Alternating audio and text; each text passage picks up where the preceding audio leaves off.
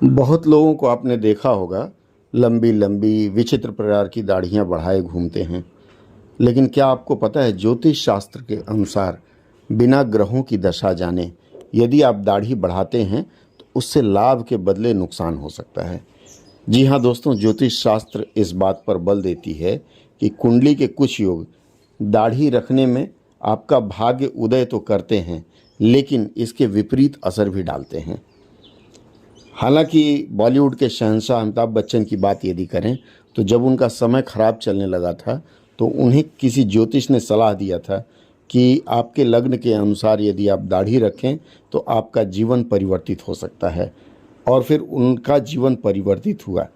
ऐसे बहुत किस्से आपको सुनने को मिलेंगे, लेकिन यहाँ मैं जो बात अब बताने जा रहा हूँ वह यदि आप बिना सोचे समझे दाढ़ी रखते हैं तो आपकी किस्मत खराब कर सकता है।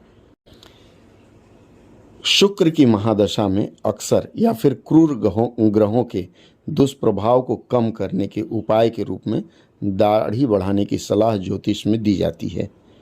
लेकिन यदि वे ग्रह आपकी कुंडली में सही स्थान पर नहीं हैं तो इससे नुकसान होता है।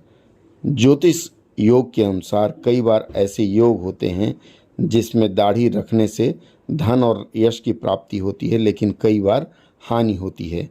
चूँकि दाढ़ी रखते वक्त इस पर किसी का ध्यान नहीं जाता, ऐसे में वे कुछ समझ नहीं पाते कि दाढ़ी की वजह से भी नुकसान हो रहा है। जयपुर के एक ज्योतिषाचार्य हैं, उन्होंने इस विषय में बताया कि फैशन बिना ज्योतिष सलाह आपको दरिद्र या फिर धन हानि, मान हानि, नौकरी में परेशानी, दाम्पत्य सुख की हानि करा सकता है।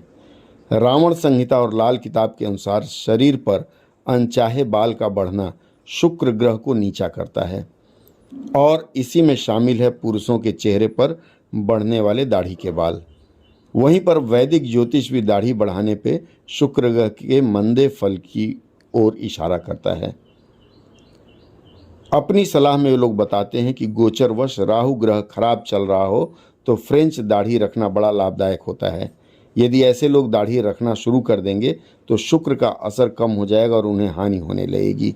ज्योतिषीय गणना में शुक्र को शरीर पर अनपेक्षित बाल पसंद नहीं है, इसलिए शुक्र की महादशा में शुक्र को बलवान करने के लिए अपना चेहरा सुंदर रखें, दाढ़ी न बढ़ाएं। इस स्थिति में दाढ़ी